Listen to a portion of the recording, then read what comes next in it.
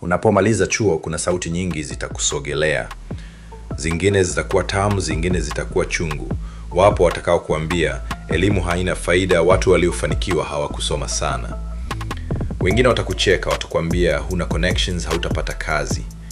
Au utasikia wewe unadhani kuna mtu anafaidika na degree siku hizi, soko limejaa. Sauti hizi ni nyingi.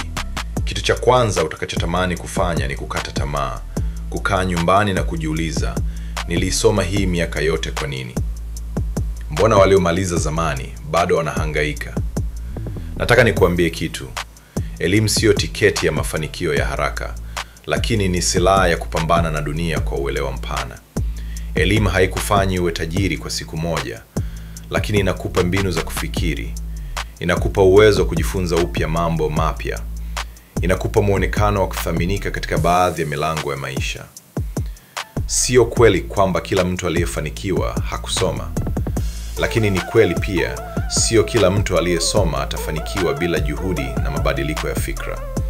Unatoka chuoni ukiwa na vitu viwili: kitabu cha maarifa na ubongo unaoweza kubeba mawazo mapya.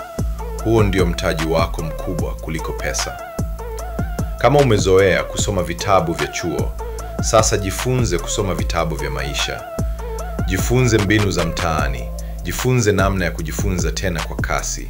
Jifunze kusema, sasa hivi nimehitimu, sasa nitajitengenezea nafasi yangu. Ukweli ni kwamba maisha baada ya chuo sio rahisi, lakini si lazima yawe magumu kama utakuwa mbunifu.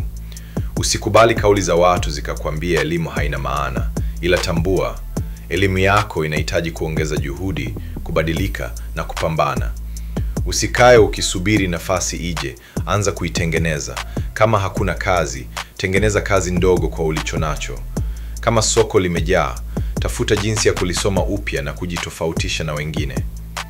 Kumbuka, kujifunza hakumaliziki na graduation. Graduation ni ishara ya kusema, sasa naanza kujifunza namna ya kuishi. Kuwa na nidhamu ya wakati, nidhamu ya maamuzi, na nidhamu ya kuwa mvumilivu. Watu wengi hukata tamaa hatua chache kabla ya mafanikio yao, na wewe usiwe mmoja wao. Simama, futa machozi ya pressure, vaa viatu vya matumaini. Kumbuka, maisha sio mashindano ya haraka, ni safari ya walio tayari kubadilika, kujifunza na kupigana hadi waone matunda.